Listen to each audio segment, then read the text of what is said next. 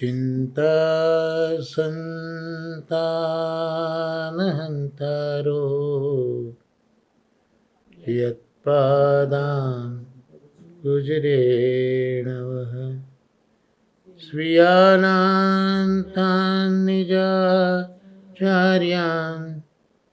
प्रणमामि मुहुर्मुहुः यदनुग्रहतो जन्तुः सर्वदुःखातिगो भवेत् तमहं सर्वदा वन्दे श्रीमद्वल्लभनन्दनं सुलभ्य हृदि सर्वेशं श्रीगोपीजनवल्लभं गुणगानं मुदा कुर्वे तस्य तुष्टै स्वभावतः वन्दे नन्दव्रजस्त्रीणां पादरेणुमभीक्ष्णशः यासां हरिकथोद्गीतं पुनाति भुवनत्रयम्।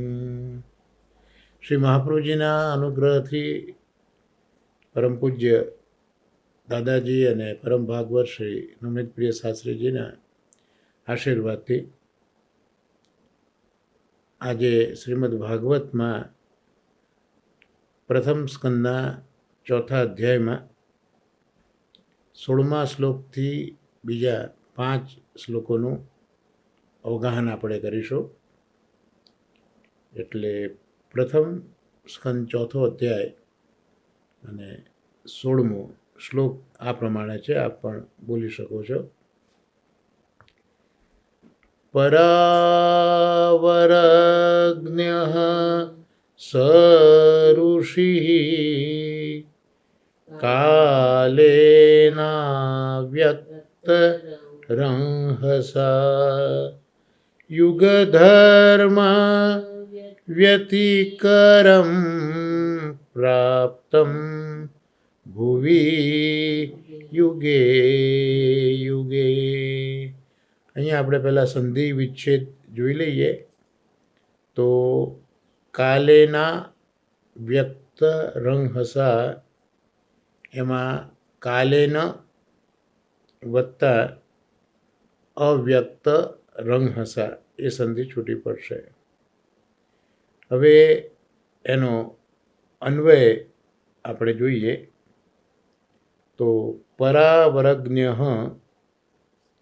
એટલે ભૂત ભવિષ્યનું જ્ઞાન ધરાવનાર પરાવરજ્ઞ.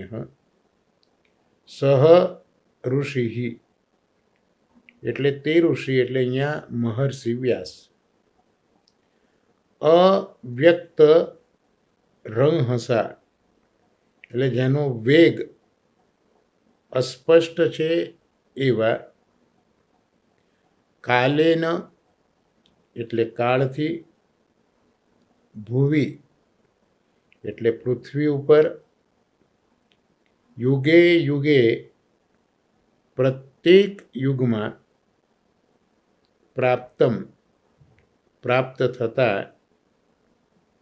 યુગ ધર્મ વ્યતિકરમ યુગ ધર્મોના ફેરફારને.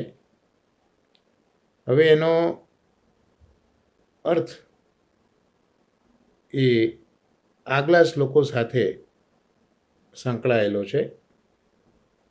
એટલે આપણે પહેલાં બીજા એની સાથે સંલગ્ન શ્લોકોને પણ જોઈ લઈએ, એના સંધિ વિચ્છેદ એના અન્વયને જોઈ લઈએ, અને પછી સાથે આપણે એનો અનુવાદ જોઈશું. તો હવે 17મો શ્લોક એ આપણે જોઈશું. ભૌતિકાનાં ચ ભાવાનાં શક્તિરાસં ચ તત્કૃતં અશ્રદ્ધાનાં નિસત્વાન દુર્મેધાન હસિતાયુષ. તો અહીંયા જે સંધિ છૂટી પડશે એમાં અશ્રદ્ધાના નિસત્વા, ત્યાં અશ્રદ્ધાના અને નિસત્વા આવી સંધિ છૂટી પડશે. અને રસિતાયુષ એટલે રસિત વત્તા આયુષ. હવે એનો આપણે અર્થ જોઈએ તો આમાં જે ચકાર આવ્યો એટલે ચકાર એટલે અને, એટલે આ 16મા શ્લોક સાથેનું અનુસંધાન છે. ચકાર એટલે અને. ભૌતિકાનામ એટલે ભૌતિક, ભાવાનામ એટલે પદાર્થોના, ચ તત્કૃતમ અને તે કાળ ધર્મે કરેલા, શક્તિ હ્રાસમ શક્તિના હ્રાસને, શક્તિના હ્રાસ એટલે નાશ અને ક્ષય. ત્યાર પછી 18મો શ્લોક આપણે જોઈશું. દુર્ભગાંશ્ચ જનાન વીક્ષ્ય મુનિર્દિવ્યેન ચક્ષુષા સર્વવર્ણાશ્રમાણામ યત ધ્યો હિતમ મોગદૃક. અહીંયા જે સંધિ છૂટી પડશે એમાં દુર્ભગાંશ્ચ એટલે દુર્ભગા અને ચ. ત્યાર પછી મુનિર દિવ્યેન એટલે મુનિ દિવ્યેન, સર્વ વર્ણાશ્રમાણામ સર્વ વર્ણ આશ્રમાણામ યત ધ્યો, યત વત્તા ધ્યો, હિત મમોઘ દૃક, હિતમ વત્તા અમોઘ દૃક. તો અહીંયા હવે એનો અન્વય આપણે જોઈ લઈએ.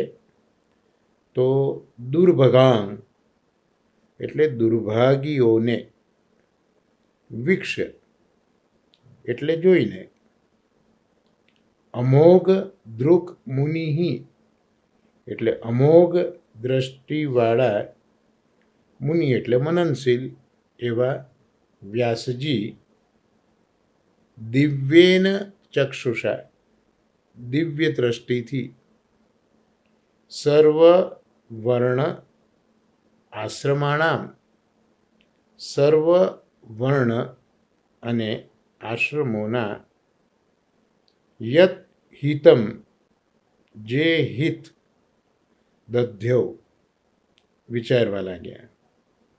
હવે આ 16, 17 અને 18 એ ત્રણેય શ્લોકનો આપણે સાથે અનુવાદ જોઈશું. પણ 15મો શ્લોક પણ એની સાથે એ રીતે સંકળાયો છે જે આપણે ગયા સત્સંગમાં જોયો હતો કે કોઈક એક વખત મહર્ષિ વ્યાસ સૂર્યોદય સમયે સરસ્વતીજીના પવિત્ર જલનું આચમન કરીને, સંધ્યાવંદન કરીને એકાંત સ્થાનમાં બેઠા હતા. તો હવે વ્યાસજીએ શું જોયું એ આ 16, 17, 18 શ્લોકની અંતર્ગત આપણે જોવા મળશે. કે એકાંત સ્થાનમાં વ્યાસજી બેઠા હતા. તેમણે ભૂત, ભવિષ્ય અને વર્તમાન કાળના જ્ઞાન ધરાવનારા તે મહર્ષિએ જેનો વેગ ન સમજી શકાય તેવા કાલ બળથી યુગે યુગે યુગ ધર્મોનું પરિવર્તન અને કાલ ધર્મે કરેલો ભૌતિક પદાર્થોના સ્વરૂપની શક્તિનો હ્રાસ થયેલો જોયો. તેમજ મનુષ્યોને શ્રદ્ધા વિનાના, બલ વગરના, દુષ્ટ બુદ્ધિવાળા, અલ્પ આયુષ્યવાળા અને દુર્ભાગ્યવાળા પણ જોયા. ત્યારે અમોઘ દૃષ્ટિ મહર્ષિએ દિવ્ય દ્રષ્ટિથી સર્વ વર્ણ અને આશ્રમોનું જે હિત હતું તે વિચાર્યું. અહીંયા વ્યાસજી માટે ખૂબ સુંદર વિશેષણો જોવા મળે છે. એક તો પરાવરજ્ઞ. પરાવરજ્ઞ એટલે જેમની પાસે ભૂતકાળ, ભવિષ્યકાળ અને વર્તમાન કાળનું જ્ઞાન છે, આવા વ્યાસ મહર્ષિજી. તો એ એકાંતમાં બેઠા હતા તો એમણે જોયું. શું જોયું? કાલ, સમય, કાલનું બળ જોયું. એ કાલ બળે ભૌતિક પદાર્થો ઉપર શું અસર કરી તે જોયું. અને જે મનુષ્યો છે એ મનુષ્યો ઉપર પણ શું અસર એ કાલે કરી, એ આ વ્યાસ મહર્ષિજી જે પરાવરજ્ઞ છે, જે ભૂત ભવિષ્ય વર્તમાનને જાણે છે, એમણે આ કાલનો પ્રભાવ પદાર્થો ઉપર અને મનુષ્યો ઉપર જોયો. હવે એ કાલનો પ્રભાવ એટલા માટે સચોટ છે કારણ કે એ કાલનો વેગ એ સમજી શકાતો નથી. કાલ એવો છે કે એ સમજી શકાતો નથી, અને આ જ કાલનું બળ છે કે સમજી શકાતું નથી. તો એ કાલ, જેની ગતિ, જેનો વેગ આપણે નથી સમજી શકતા, તો એ કાલે જે દરેક યુગના જે ધર્મો છે એ ધર્મોના પરિવર્તન એમાં જોયા. જે સતયુગ, દ્વાપર, સતયુગ, ત્રેતા, દ્વાપર, કલયુગ, આ બધા દરેક યુગોના જે ધર્મો છે એ ધર્મોનું પરિવર્તન કાલ બળથી થયું. અને જે ભૌતિક પદાર્થો છે એ ભૌતિક પદાર્થોના સ્વરૂપમાં જે કંઈ શક્તિ હતી એ શક્તિનો હ્રાસ થયો, અર્થાત એ શક્તિ ક્ષીણ થઈ ગઈ, એ શક્તિ નાશ પામી ગઈ, એ શક્તિ ઘણી ઓછી થઈ ગઈ. આ કાલનો પ્રભાવ દરેક યુગો ઉપર જોવા મળ્યો અને ભૌતિક પદાર્થો ઉપર પણ આપણે જોવા મળ્યો. અને હવે મનુષ્યો ઉપર જે અસર થઈ છે એનું વર્ણન અહીંયા કરે છે કે આ કાલથી મનુષ્યોમાં શું પરિવર્તન થયું. તો મનુષ્યો શ્રદ્ધા વિનાના થયા. બીજું, બલ વગરના થયા. ત્રીજું, એમની બુદ્ધિ દુષ્ટ બની ગઈ.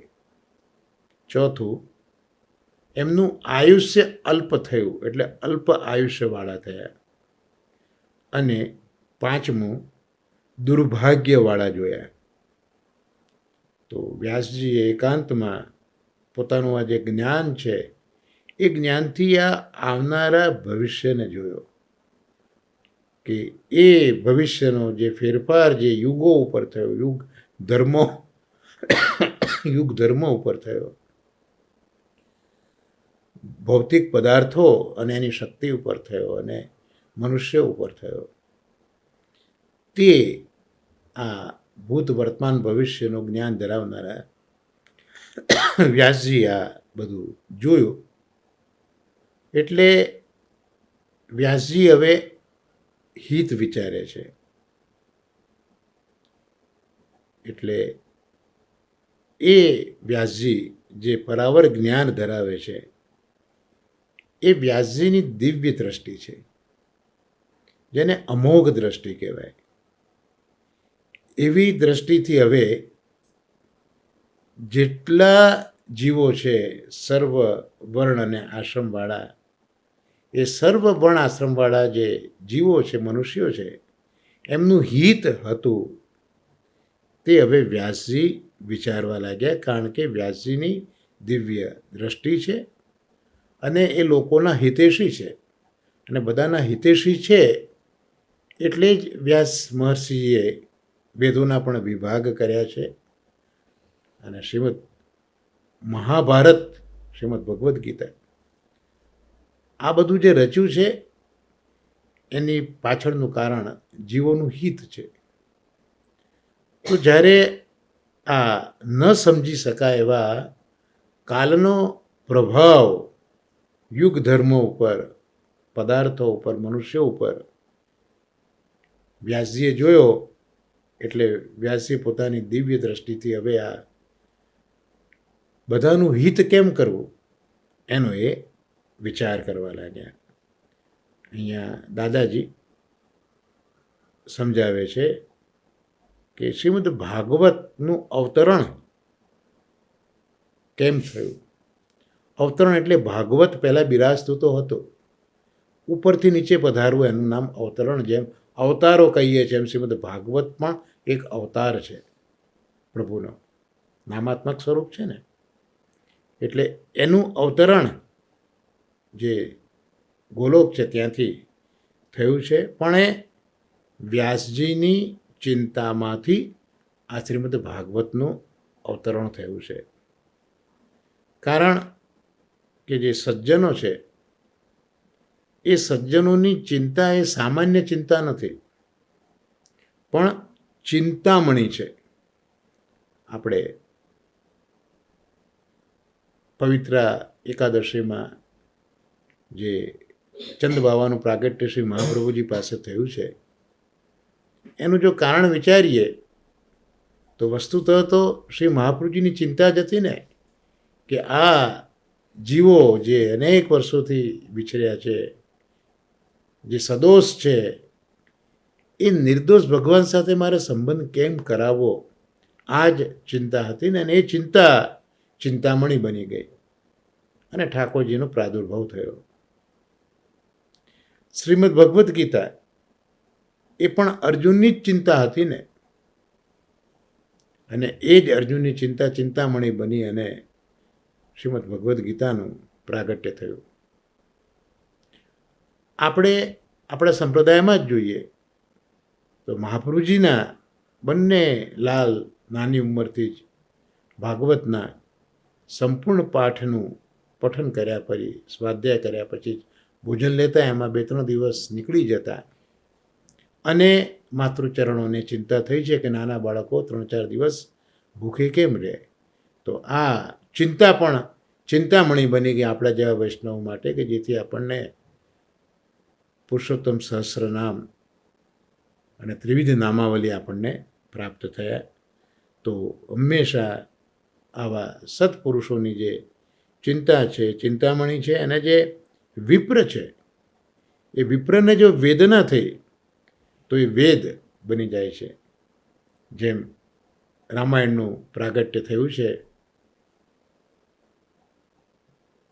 એ પ્રકાર પણ જોઈએ તો પેલા એક ક્રૌંચ પક્ષીના યુગલમાંથી એક પક્ષીને તીર માર્યું અને એ જે ઋષિના મુખમાંથી એનું સ્ટુપચંદ નીકળીને રામાયણની રચના થયેલી છે. તો આ વિપ્રની વેદના એ વેદ બનાવે છે.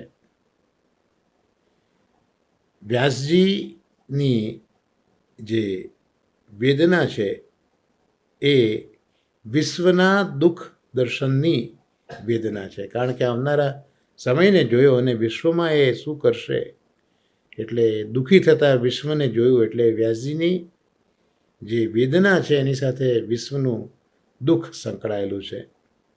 અને વિશ્વને આ ભક્તોના વેદ ભાગવત સંહિતા આપી. એટલે વ્યાસજીની આ વેદના જે હતી એ વેદનાના લીધે જ જે ભક્તો હતા એમને વેદ પણ મળ્યા અને ભાગવત સંહિતા પણ મળી. વ્યાસજીની આધિ એટલે વ્યાસજીને જે આ દુઃખ થયું છે તે લૌકિક દુઃખ છે, શરીર સંબંધી દુઃખ છે, એ આધિ છે. એટલે વ્યાસજીની આ જે આધિ છે, કારણ કે આધિ વ્યાધિ ઉપાધિ ત્રણ આપણે કહીએ છીએ, એમાં આ વ્યાસજીની આધિ છે. તો એ જે લૌકિક આ દુઃખ એમને આવ્યું છે, એ આધિ આવી છે, એના લીધે સમાધિ ભાષા મળી. એટલે વ્યાસજીની આધિએ સમાધિ ભાષાનું સર્જન કર્યું અને સમાધિ ભાષા એટલે શ્રીમદ ભાગવત. એ ભાગવત વ્યાસજી આપ્યું, કારણ કે એ સરસ્વતીના કિનારે રહીને ચિંતા કરતા હતા. સરસ્વતીના પવિત્ર જલનું એમને પાન પણ કર્યું છે અને પછી એમને વિચાર કર્યો છે અને પછી સમાધિ ભાષા મળી છે. તો અહીંયા સરસ્વતી નદીનું પણ મહાત્મ્ય દાદાજી પૂજ્ય સમજાવે છે કે એક તો સરસ્વતી એ બ્રહ્મ વિદ્યા છે અને વિદ્યાનું જ્યારે અવલંબન થાય અને પછી જ્યારે વિચારીએ અને જે ઉચ્ચાર નીકળે એ જે વાણી છે, એ વાણી વેદના સાર રૂપે જ મળતી હોય છે.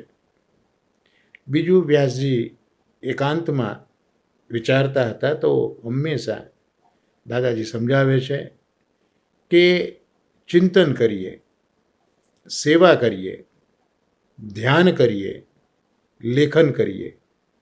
આ બધું હંમેશા એકાંતમાં એકાકી થઈને જ કરવા. આ એક ઉત્કૃષ્ટ ન્યાય દાદાજી અહીંયા બતાવ્યો છે. વ્યાસ મહર્ષિજી પણ એકાંતમાં બેસીને વિચાર કરતા હતા, ચિંતન કરતા હતા. તો ચિંતન, સેવા, ધ્યાન, લેખન આ બધું એકાંત માગી લે છે. તો એકાંતમાં એકાકી થઈને, એકાંતમાં બી પાછા એકાકી થઈને કરવું. એનું કારણ બતાવ્યું કે એકાંત હંમેશા એકાગ્રતા આપે છે. એકાગ્રતા કેળવીએ તો આજુબાજુનું બધું ભૂલી ક્યારે જવાય? જ્યારે એકાંત હોય ત્યારે, આજુબાજુ કોઈ ના હોય ત્યારે. હા, એકાંત એગ્રતા આપે છે, એકાગ્રતા આપે છે. અને એકાકીપણું બીજું કોઈ જ નથી, એ પવિત્રતા આપે છે. એટલે એકાંતમાં એકાકી રહેવું, એકાંત એકાગ્રતા આપે ને એકાકી એ પવિત્રતા આપે. અને વ્યાસ મહર્ષિજી બેઠા છે એટલે સ્થિર આસન થઈને બેઠા છે. જેમ પ્રાણાયામના 8 અંગોમાં પણ એક જે અંગ છે એમાં આસન એક અંગ છે.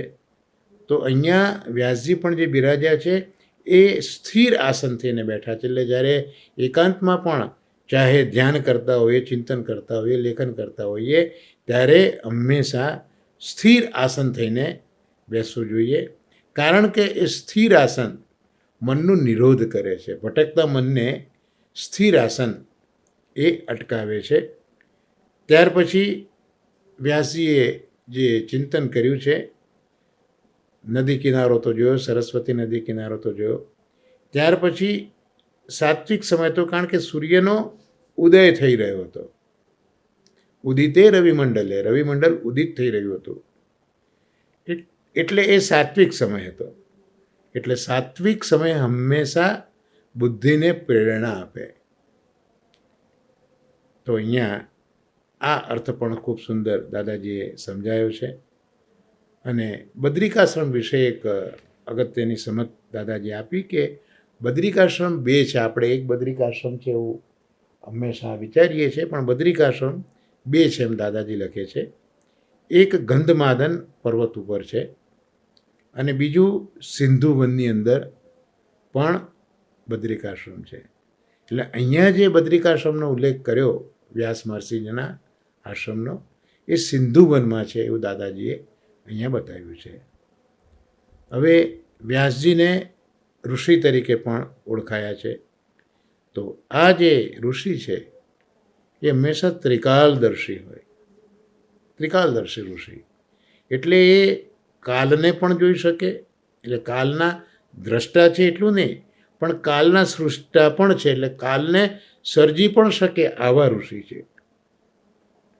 અને એ પોતે બની પણ શકે છે, કાલ દ્રષ્ટા કાલ સૃષ્ટા પણ એ બની શકે છે. એટલે વ્યાસજી અહીંયા હવે કાલ સૃષ્ટા છે, જે કાલ એમને જોયો છે એના બદલે હવે કંઈક નવા કાલનું સર્જન કરનારા આ વ્યાસજી છે, એટલે અહીંયા ઋષિ છે. શક્તિ, સંપત્તિ, સમૃદ્ધિ, બુદ્ધિ, આયુષ્ય એ સમાજના ક્ષીણ થયેલા જોઈને વ્યાસજીને સમાજ વેદનાએ સતાવ્યા. જે મનુષ્યની વાત કરી, સમાજ એ મનુષ્યનો બનેલો છે. આપણે 5 વસ્તુઓ ઓલરેડી જોઈ જ હતી કે જે મનુષ્યો છે શ્રદ્ધા વિનાના થયા, બલ વગરના થયા, દુષ્ટ બુદ્ધિવાળા થયા, અલ્પ આયુષ્યવાળા થયા અને દુર્ભાગ્યવાળા થયા. તો આ જે જોયું વ્યાસજીએ કે સમાજ છે એ સમાજની આ શક્તિ, સંપત્તિ, સમૃદ્ધિ, બુદ્ધિ, આયુષ્ય આ બધું સમાજમાં ક્ષીણ થાય છે. હ્રાસ એટલે ક્ષીણ થવું, નાશ થવો, ક્ષીણ થયું છે. તો આ જે વ્યાસજી જુએ છે, શું જુએ છે? સમાજની વેદના જુએ છે. અને સમાજની વેદનાથી જ વ્યાસજીને બહુ જ દુઃખ થયું છે. એટલે આ વેદનાએ વ્યાસજીને સતાવ્યા છે. અને વ્યાસજીએ નવનિર્માણ કર્યું છે. તો નવનિર્માણ કવિ પણ કરે, નવનિર્માણ કોઈક ચિંતક પણ કરે, નવનિર્માણ કોઈક લેખક પણ કરે, નવનિર્માણ કોઈક વિપ્ર પણ કરે. પણ આ કોઈ પણ નવનિર્માણ હોય એ હંમેશા વિશ્વનું આરાધન હોય છે. ચાહે નવનિર્માણ કવિએ કર્યું હોય, ચિંતકે કર્યું હોય, લેખકે કર્યું કે વિપ્રે કર્યું હોય, પણ એ નવનિર્માણ હંમેશા વિશ્વ માટે એક આરાધન બની જતું હોય છે.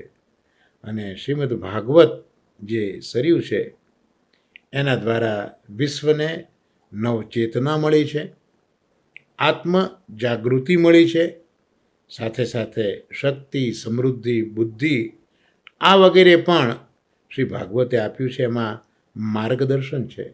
એટલે આવા વ્યાસજીને જે દિવ્ય દ્રષ્ટિ હતી, એમને કંઈક હિત કરવું હતું એટલે એમને અમોઘ દૃક કહ્યા.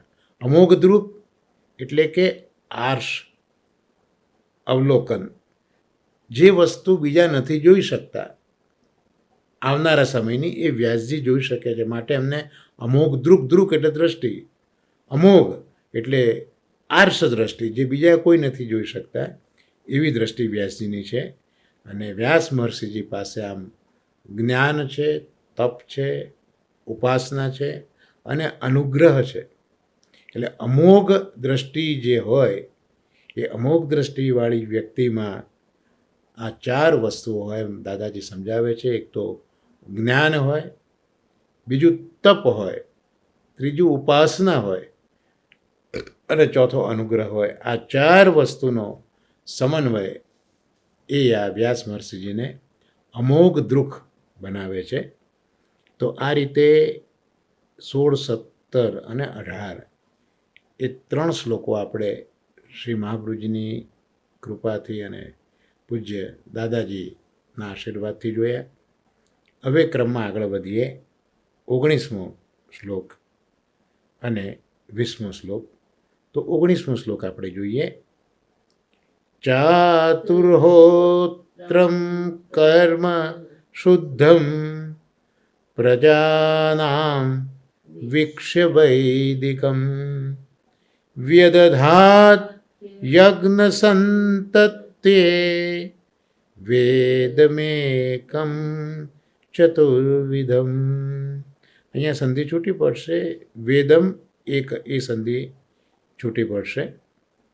અને એનો અન્વય આપણે જોઈ લઈએ તો ચાતુર્હોત્રમ, 4 હોતાઓએ કરેલું. વૈદિકમ,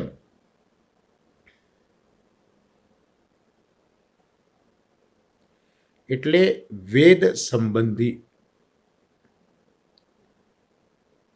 પ્રજાનામ, પ્રજાઓનું. શુદ્ધમ, શુદ્ધ એવા કર્મ, કર્મને. વીક્ષ, જોઈને. યજ્ઞ સંતતે, યજ્ઞોનો વિસ્તાર કરવા માટે. એકમ વેદમ, એક વેદનો. ચતુર્વિધમ, 4 પ્રકારનો. વ્યદધાત, એટલે કે કર્યો.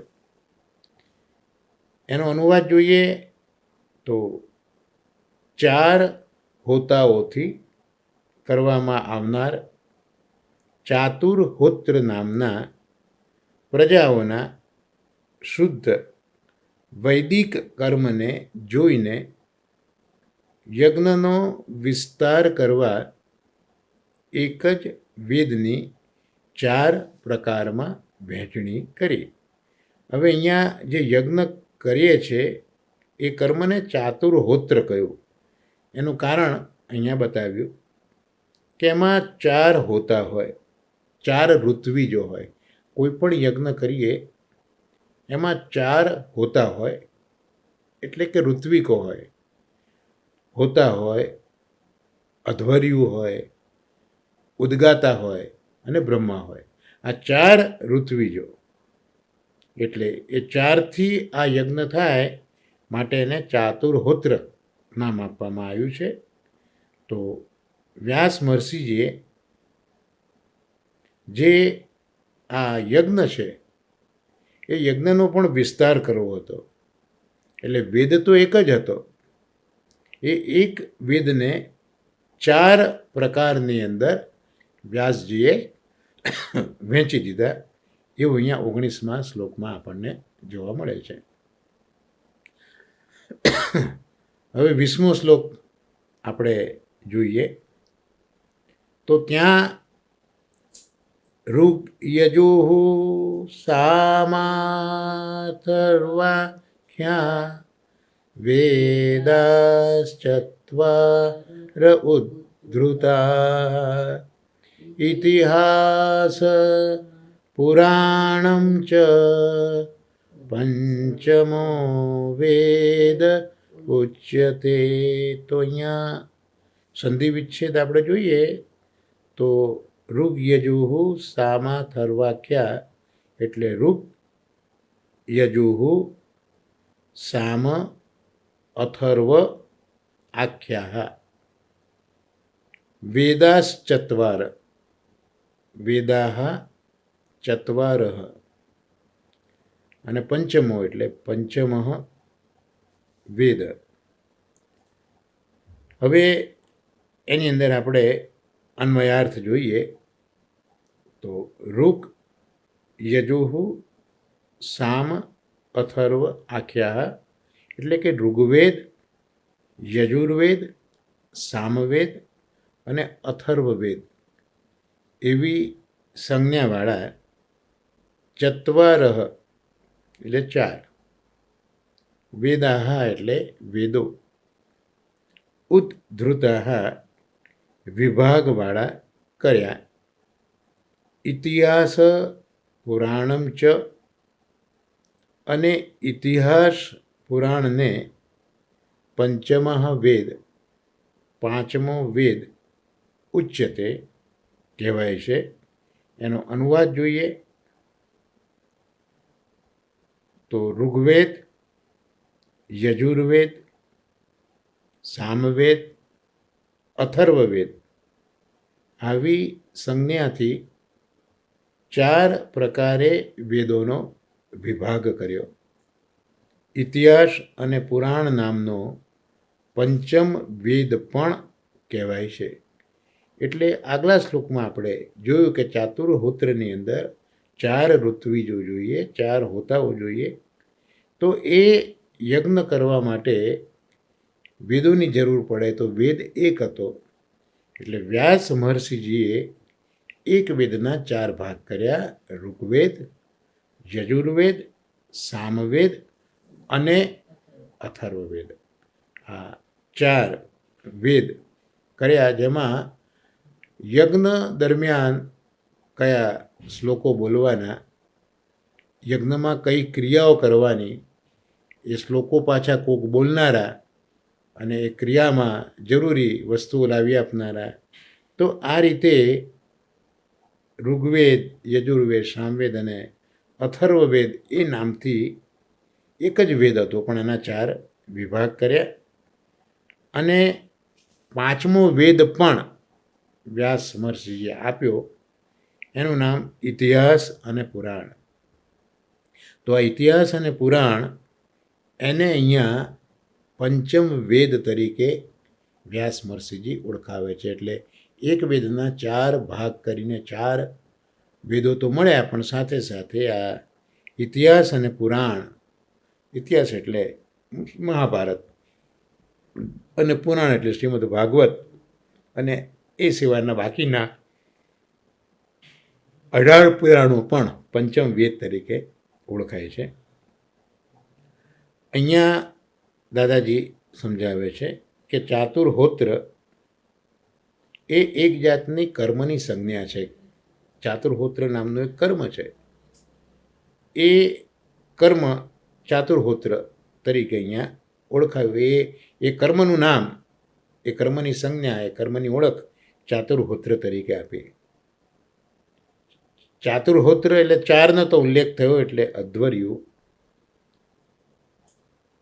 હોતા, ઉદ્ગાતા, બ્રહ્મા, આ 4 વિપ્રો મળીને જે કાર્ય કરતા એને ચાતુર્હોત્ર કર્મ કહેવામાં આવતું. કારણ કે આ કર્મની અંદર 4 કર્તાઓની, 4 ઋત્વિજોની જરૂર રહેતી હતી, માટે એને ચાતુર્હોત્ર તરીકે ઓળખવામાં આવતું હતું. હવે એમાં જે ઋગ્વેદ છે, તો એ ઋગ્વેદ વડે હોતા એ કર્મ કરે છે. એક ઋત્વિજ હોતા છે, એણે જે કર્મ કરવાનું છે એનું મૂળ ઋગ્વેદમાં છે. એટલે આ ઋગ્વેદ વડે જે હોતાઓ છે તે કામ કરે છે. ત્યાર પછી યજુર્વેદ, તો જે અધ્વર્યુ તરીકે જે ઋત્વિજ છે કર્મ કરાવનાર, એની સાથે યજુર્વેદ જોડાયેલો છે. યજુર્વેદ છે એ અધ્વર્યુ એ યજુર્વેદથી કાર્ય કરે છે. ત્યાર પછી જે ઉદ્ગાતા છે, એ ઉદ્ગાતા એ સામવેદથી કામ કરે છે. અને જે બ્રહ્મ છે એ અથર્વવેદથી કામ કરે છે. તો આમ એક વેદના જે 4 વિભાગ કર્યા, એનું કારણ કે હોતા જોઈએ, અધ્વર્યુ જોઈએ, ઉદ્ગાતા જોઈએ અને બ્રહ્મા જોઈએ. તો હોતા પોતાનું કર્મ કરે ઋગ્વેદથી, અધ્વર્યુ પોતાનું કર્મ કરે યજુર્વેદથી, ઉદ્ગાતા પોતાનું કાર્ય કરે સામવેદથી, અને બ્રહ્મા પોતાનું કાર્ય કરે અથર્વવેદથી. એટલે એ જે બધા કર્મો છે એને પ્રતિપાદિત કરતા જે મંત્ર અને જે બ્રાહ્મણ ભાગ હતા, એ બધા ખંડોનો વ્યાસજીએ ઉદ્ધાર કર્યો, અને એને વેદ એવી સંજ્ઞા વ્યાસ મહર્ષિજીએ આપી દીધી. અને આ વેદે દર્શાવેલા ધર્મો, એની જ વિપુલતા, એનો જ વિસ્તાર વ્યાસજીએ કર્યો. એટલે વેદોમાં જે ધર્મો બતાવ્યા હતા, એ જ ધર્મોનો વ્યાસ મહર્ષિજીએ લોકોનું હિત કરવા માટે એ જ ધર્મોનો વિસ્તાર કર્યો, અને એ જ ધર્મોને વિપુલ રીતે રજૂ કર્યા. તો આ જે વેદે બતાવેલા ધર્મોને જેને વિપુલ કર્યા, વિસ્તાર કર્યા, એના માટે ઇતિહાસ બનાવ્યો અને પુરાણ પણ બનાવ્યા, જે ઇતિહાસ અને પુરાણ એ પાંચમા વેદ તરીકે ઓળખાય છે. તો આ રીતે શ્રીમદ ભાગવતનો આપણો જે સત્સંગનો ક્રમ છે એમાં આજે 16થી 20 સુધીના શ્લોકોનું આપણે અવગાહન કર્યું છે. અને હવે જે આપણો સત્સંગ છે એ સત્સંગમાં આપણે પુરુષોત્તમ સહસ્ત્ર નામ જે છે, પુરુષોત્તમ સહસ્ત્ર નામનું આપણે અધ્યયન આપણે આજે કરીશું. તો હવે આપણે પુરુષોત્તમ સહસ્ત્ર નામનું અધ્યયન કરી લઈએ.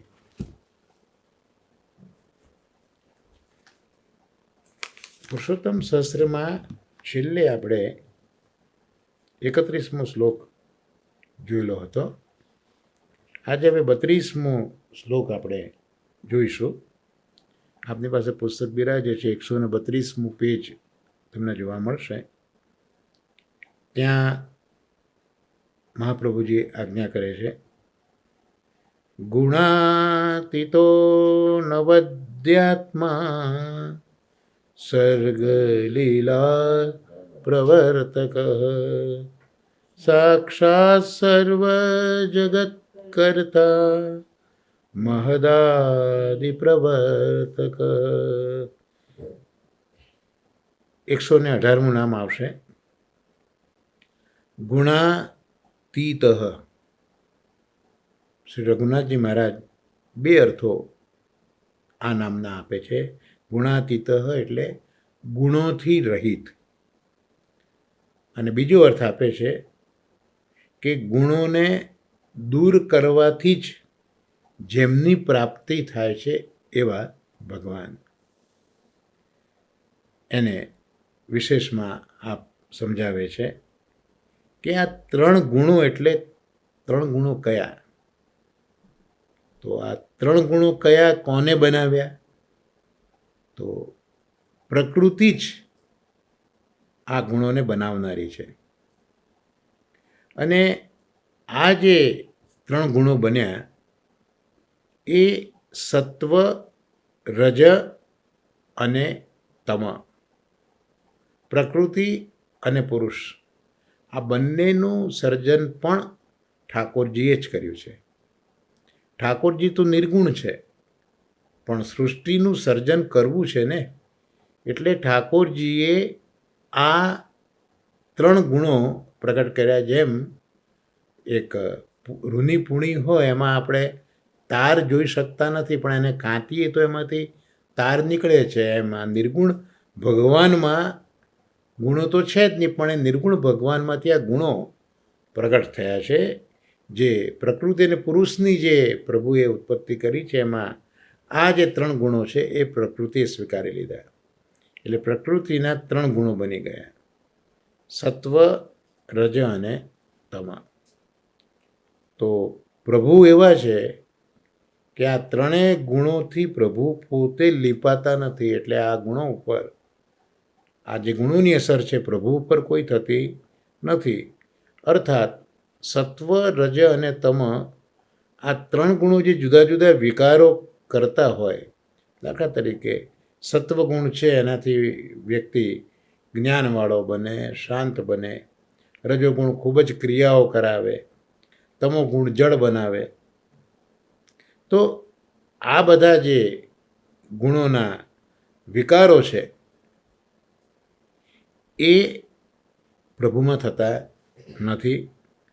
કારણ કે ગુણનો એક અર્થ દોરડું એવું પણ થાય.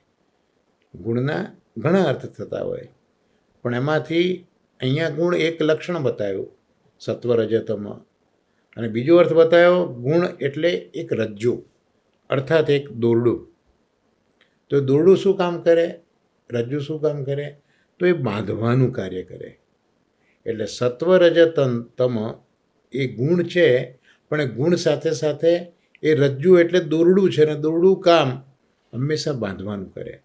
પણ પ્રભુ આ સત્વ, રજ, તમ ગુણરૂપી દોરડાથી બંધાતા નથી. કારણ પ્રભુ તો સર્વતંત્ર સ્વતંત્ર છે.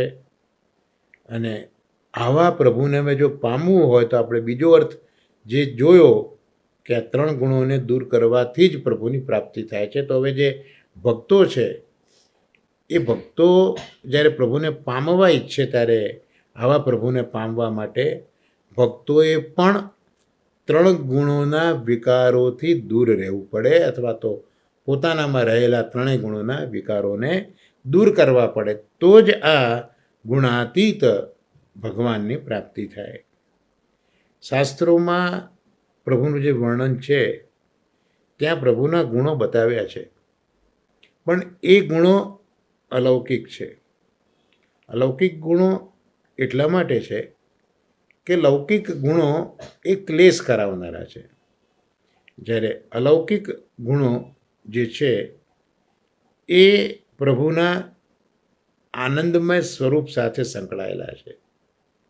અલૌકિક એટલા માટે છે કે પ્રભુ સાથે સંકળાયેલા છે અને પ્રભુ હંમેશા આનંદમય છે.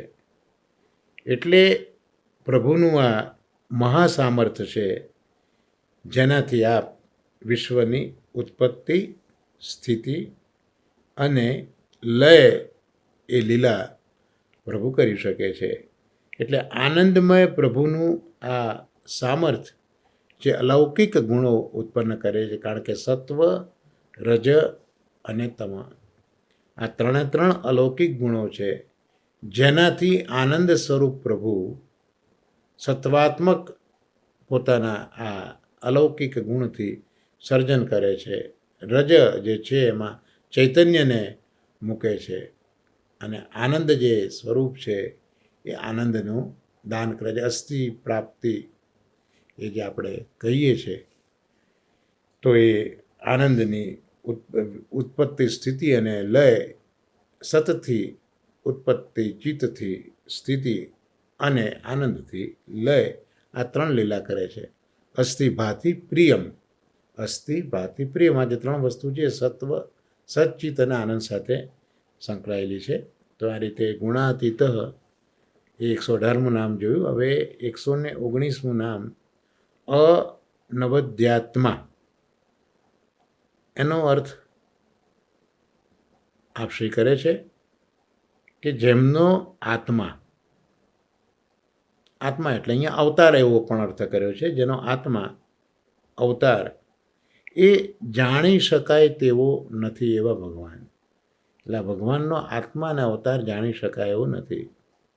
બીજું અર્થ કર્યો ભક્તોના આત્મારૂપ, જે ભક્તોના જ આત્મારૂપે બિરાજે છે. અને ત્રીજું કોઈની પણ નિંદા નહીં કરનારા. તો આ 3 અર્થો શ્રી રઘુનાથજી મહારાજશ્રીએ બતાવ્યા છે. તો અહીંયા જે પુરુષોત્તમ છે એ પુરુષોત્તમ ભક્તોના આત્મારૂપ છે એમ આપણે જોયું. તો આ પુરુષોત્તમ ભગવાન એક તો નિર્દોષ છે, નિર્દોષમ હિ સમ બ્રહ્મ. આ પુરુષોત્તમ ભગવાન એ નિર્દોષ છે. કારણ કે મહાપુરુષે શરૂઆત તો પુરુષોત્તમ સહસ્ત્રમાં જ કરીને કે પુરાણ પુરુષો વિષ્ણુ પુરુષોત્તમ ઉચ્ચતે.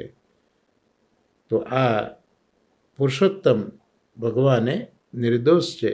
અને બીજી વિશિષ્ટતા એ બતાવી કે આવા પુરુષોત્તમ નિર્દોષ ભગવાનનું ચિત્ત હંમેશા ભક્તમાં જ લાગેલું રહે છે.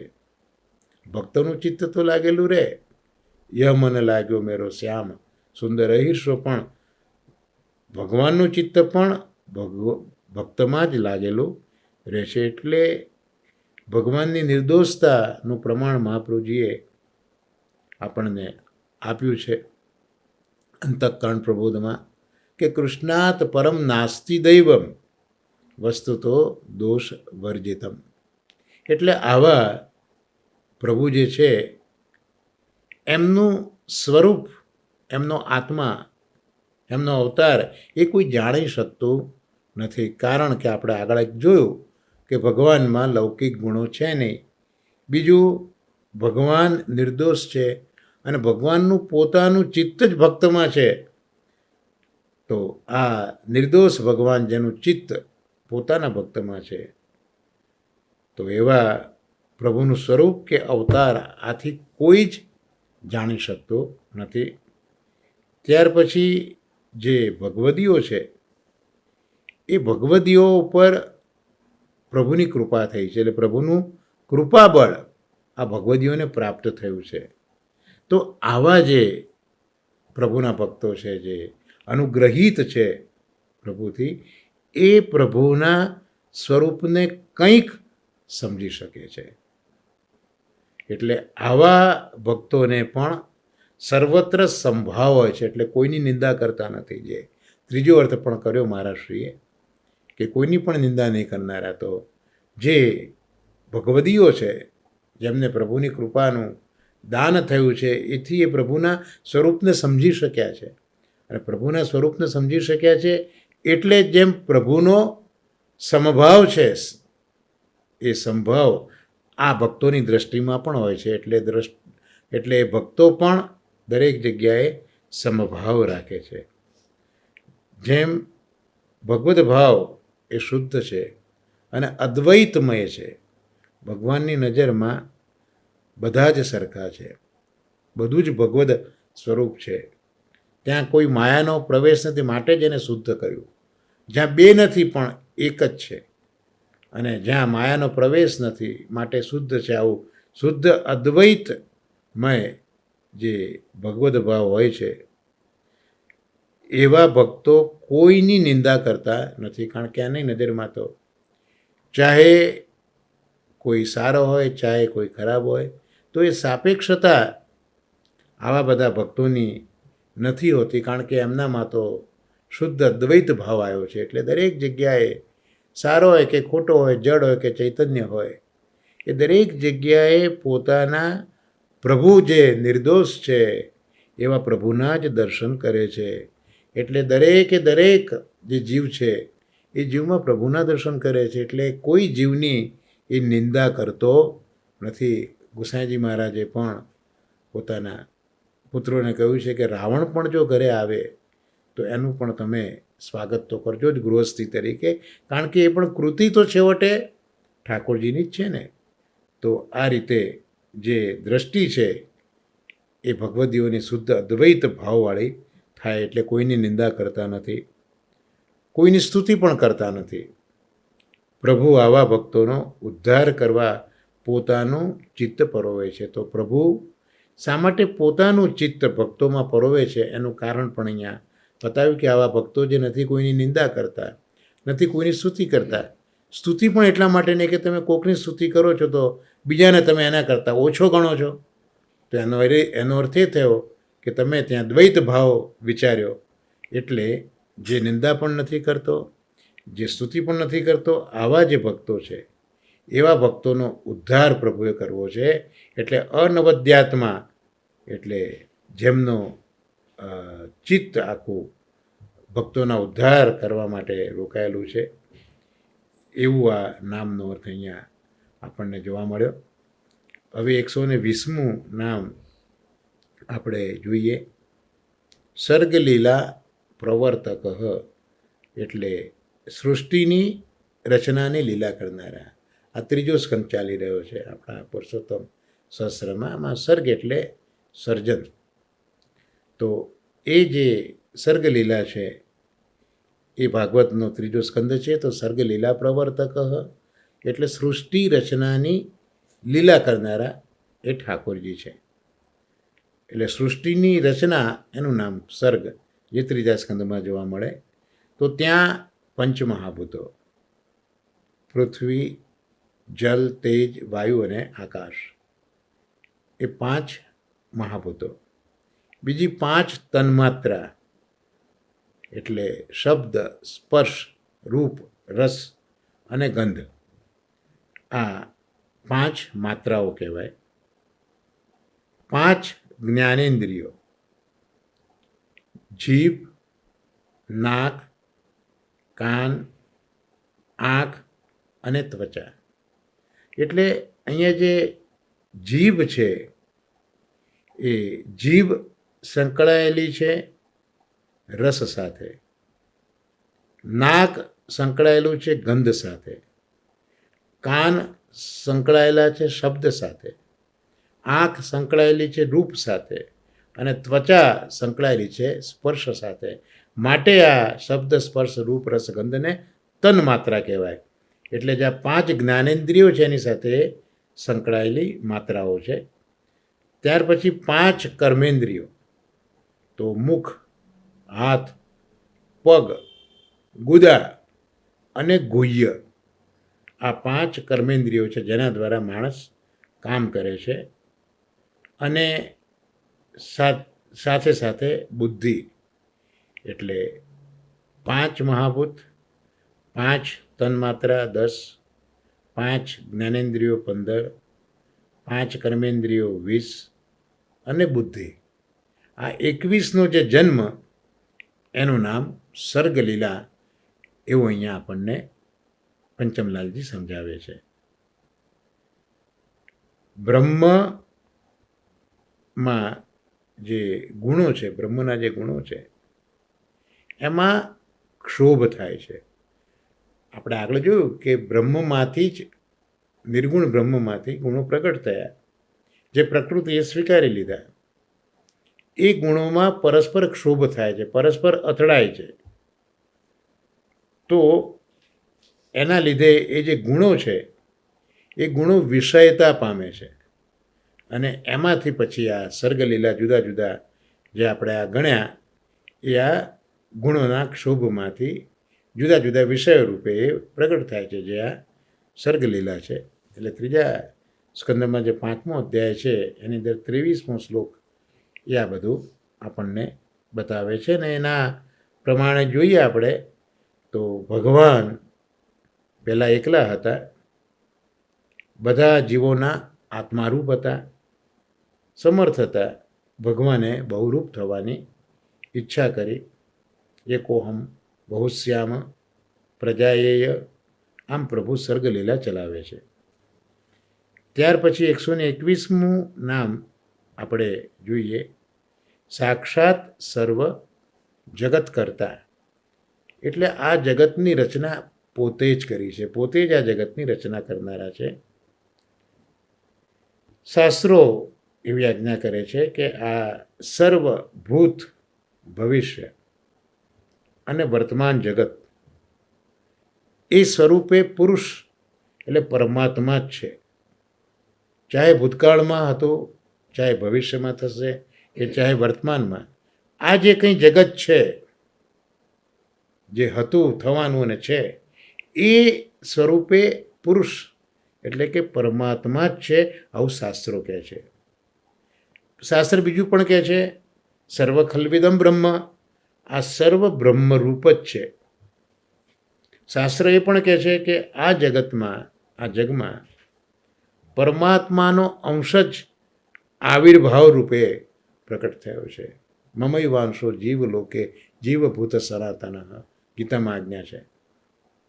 તો આ જગતની અંદર પરમાત્મા જ પોતે અંશ સ્વરૂપે આવિર્ભાવ કરીને પ્રગટ થાય છે. એટલે જ શાસ્ત્રે કીધું, ઠાકોરજી કહે છે કે હું જ યજ્ઞ છું, હું જ સ્વધા છું અને હું જ જગત રૂપે છું.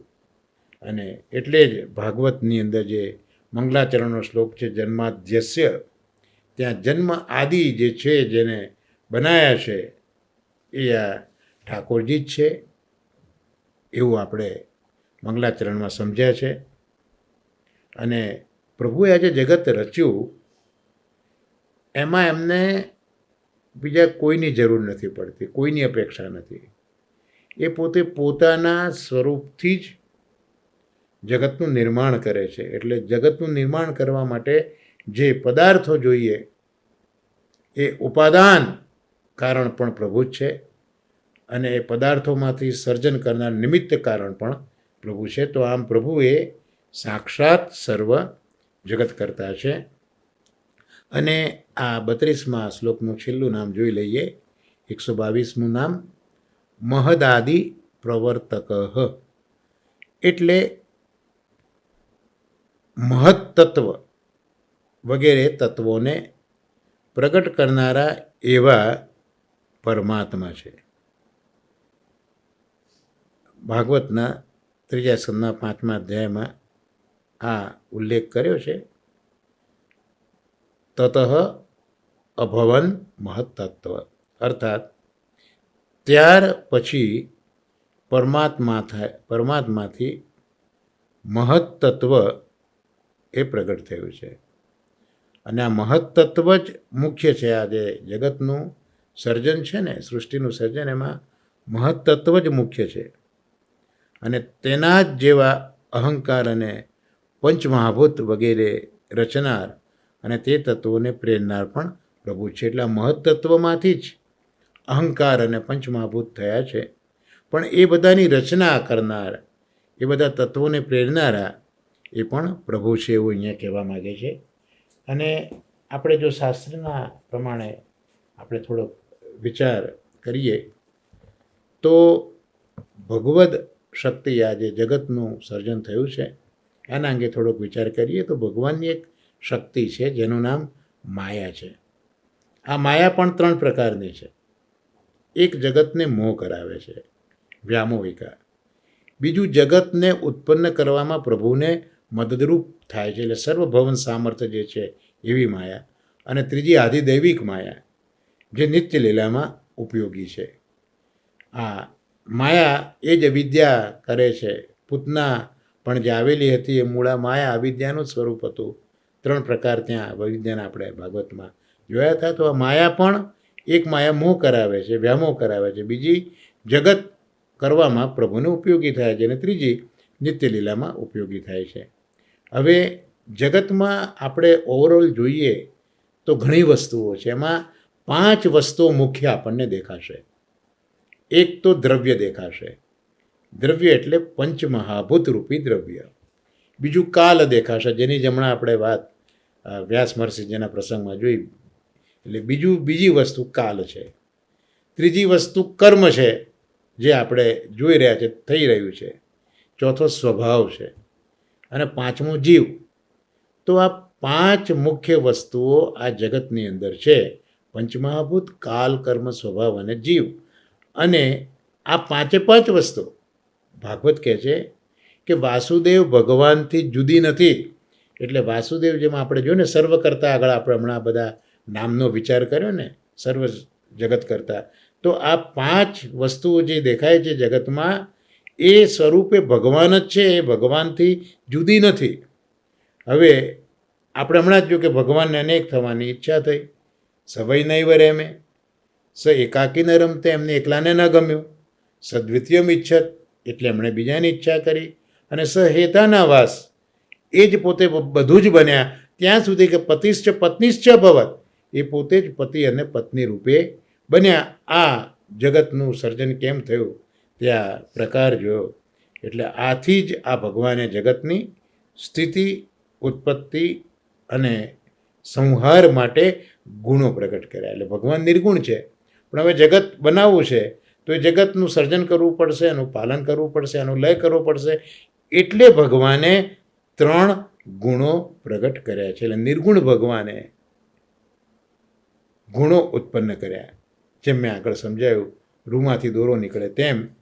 એટલે આ ગુણો પહેલાં ન હતા, ભગવાને ઉત્પન્ન કર્યા છે. એટલે આ જે ગુણો છે એ ગુણો સત, ચિત્ત અને આનંદ, એ જે ભગવાનનું સ્વરૂપ છે એની સાથે સંકળાયેલા છે. તો જે સતગુણ છે એ સતમાંથી, ભગવાનના સદંશમાંથી સત્વ બન્યો, ચિદંશમાંથી રજસ ગુણ બન્યો, અને આનંદ સ્વરૂપમાંથી તામસ ધર્મ બન્યો. આમ સત્વ, રજ અને તમ, આ 3 જે ગુણો છે, જે 3 ધર્મો છે, એ ગુણો પણ પ્રભુના સચ્ચિત આનંદ સ્વરૂપમાંથી પ્રભુએ બનાવ્યા છે. જે પહેલાં નહોતા, પણ હવે સૃષ્ટિનું સર્જન કરવું છે, પાલન કરવું છે, લય કરવો છે, માટે પ્રભુએ બનાવ્યા. તો જગતની ઉત્પત્તિ માટે રજોગુણ આવ્યો, જગતની સ્થિતિ માટે સત્વગુણ આવ્યો, અને લય માટે તમોગુણ આવ્યો. અને ઠાકોરજી આ 3 ગુણના અધિષ્ઠાતા પણ બનાવ્યા. એટલે રજોગુણના અધિષ્ઠાતા બ્રહ્માજીને બનાવ્યા, સ્થિતિ માટે વિષ્ણુને બનાવ્યા, અને લય માટે રુદ્રને, મહાદેવને બનાવ્યા. અને ભગવાનની જે શક્તિ, જે માયાની હમણાં આપણે શરૂઆતમાં વાત કરી, એ માયાએ આ 3 ગુણોનો સ્વીકાર કર્યો. એટલે આપણે કહ્યું, આપણે અત્યારના સત્સંગમાં જોયું કે પ્રકૃતિના 3 ગુણો જે પ્રકૃતિએ સ્વીકાર્યા, પ્રભુએ ઉત્પન્ન કર્યા, પ્રકૃતિએ સ્વીકાર્યા, પ્રકૃતિ એ જ માયા. તો એ ભગવાનની શક્તિ જે માયાએ છે, એ માયાએ આ 3 ગુણોનો સ્વીકાર કર્યો. અને આ 3 ગુણોનો સ્વીકાર કર્યા પછી શક્તિએ કર્યો એટલે ભગવાને હવે પોતાના સ્વરૂપમાં જે કાલ, કર્મ અને સ્વભાવ હતો તેનો સ્વીકાર કર્યો. કારણ આપણે જોયું શરૂઆતમાં કે જગતમાં 5 વસ્તુઓ છે, પંચમહાભૂત, કાલ, કર્મ, સ્વભાવ અને જીવ. તો એમાંથી હવે ભગવાનને પોતાને આ સૃષ્ટિનું સર્જન કરવું છે. એટલે ભગવાને પોતાના સ્વરૂપમાં જે કાલ, કર્મ અને સ્વભાવ હતા એનો સ્વીકાર કર્યો. જે ગુણો હતા પ્રગટ કરેલા એ માયાએ સ્વીકાર્યા, અને કાલ, કર્મ અને સ્વભાવ એનો સ્વીકાર ભગવાને પોતાના સ્વરૂપની અંદર જે રહ્યા હતા એનો સ્વીકાર કર્યો. હવે એ સ્વીકાર કર્યા પછી શું થયું? તો કાલનો અને સ્વભાવનો સંબંધ થયો. કાલ, કર્મ અને સ્વભાવ 3નો પ્રભુએ સ્વીકાર કર્યો. એ પૈકી જે કાલ અને સ્વભાવ એનો જે સંબંધ થયો, એનાથી જે આ ગુણો હતા એ ગુણો સત્વ, રજ અને તમના પરિણામમાં પામ્યા. એટલે 3 ગુણો તો બન્યા હતા, હવે 3 ગુણો પરિણામ ઉત્પન્ન કરી શકે એવા બની ગયા. કેમ બન્યા? તો જે કાલ અને સ્વભાવ હતો એ બંનેનો જ્યારે સંબંધ થયો ત્યારે સત્વ, રજ અને તમ ગુણો એ પોતે પરિણામ પામ્યા. એટલે કંઈક પરિણામ લાવી શકે એવા આ કાલ અને સ્વભાવના સંબંધથી બન્યા. અને કાલ અને સ્વભાવનો સંબંધ જે થયો જે ગુણો સાથે, તો એ ગુણો પરિણામ પામ્યા. તો હવે જે કર્મ બાકી રહી ગયું, તો એ કર્મનો સંબંધ થયો. એટલે કર્મના સંબંધ ગુણ સાથે થયો, તો એનાથી મહત્તત્વ બન્યું. એટલે આપણે જે અત્યારના છેલ્લું નામ જોયું મહત્તત્વનું બનાવનાર, તો એ મહત્તત્વ કઈ રીતે બન્યું? તો મહત્તત્વ એ કર્મનો સંબંધ જ્યારે ગુણો સાથે થયો ત્યારે, અને ગુણો કઈ રીતે બન્યા? કાલ અને સ્વભાવના સંબંધથી. તો કાલ અને સ્વભાવના સંબંધથી ગુણો સત્વ, રજ, તમ પરિણામ પામ્યા. અને 3 ગુણો સાથે જ્યારે કર્મ જોડાયું ત્યારે મહત્તત્વ બન્યું. તો આમ કર્મ અને ગુણોનો સમન્વય એનું નામ મહત્તત્વ. તો આ રીતે પ્રભુએ મહત્તત્વ બનાવેલા, મહત્તત્વ બનાવનારા પ્રભુ છે. હવે આ મહત્તત્વ તો બન્યું. મહત્તત્વ કેમ બન્યું? કર્મ અને ગુણના સંબંધથી મહત્તત્વ બન્યું. પણ હવે એ પાછું મહત્તત્વ એ પોતે પાછું ગુણો સાથે સંકળાયું. મહત્તત્વ બન્યું કર્મ અને ગુણમાંથી, પણ એ મહત્તત્વ બન્યા પછી પાછા ગુણોનો સંબંધ પણ થયો. એટલે મહત્તત્વ જ્યારે તમોગુણ સાથે સંકળાયું ત્યારે દ્રવ્ય, જ્ઞાન અને ક્રિયાત્મક પદાર્થો બન્યા. અને આ દ્રવ્ય, જ્ઞાન અને ક્રિયાત્મક પદાર્થો એ અલગ અલગ જે ઉત્પન્ન થયા હતા એ જ્યારે એકરૂપ થયા ત્યારે એમાંથી અહંકાર થયો. અને અહંકાર થતાં જ એમાં વિકાર થયો. તો જે સાત્વિક અહંકાર છે એનાથી જ્ઞાન શક્તિ થઈ, રાજસ ભેદથી ક્રિયાશક્તિ થઈ, અને તામસ ભેદથી દ્રવ્ય શક્તિ થઈ. તો આ રીતે જે તામસ અહંકાર જે હતો એ તામસ અહંકારમાંથી દ્રવ્ય શક્તિ એટલે પંચમહાભૂત ક્રમશઃ આકાશ, વાયુ, તેજ વગેરે બન્યા. સાત્વિક જે અહંકાર હતો એમાંથી મન અને ઇન્દ્રિયોના દેવ ઉત્પન્ન થયા, અને રાજસ અહંકારથી 10 ઇન્દ્રિયોનું પ્રાગટ્ય થયું. તો આ રીતે પ્રભુ એક હતા, અને કઈ રીતે ક્રમશઃ સર્જન જે થયું છે તે આપણે શ્રીમદ ભાગવતના આધારે અહીંયા આપની આગળ રજૂ કરવાનો મેં એક નમ્ર પ્રયાસ કર્યો છે. તો આજનો આ સત્સંગ જે છે એ મહદાદી પ્રવર્તક, કારણ કે મહદાદી હતા તો આપણે ભૂતલ ઉપર આવ્યા છે. તો આ મહદાદી પ્રવર્તક ભગવાનના ચરણ કમલમાં આજના સત્સંગને આપણે નિવેદિત કરી, અને આજના સત્સંગને આપણે આશ્રયના પદગાન સાથે વિરામ આપીશું.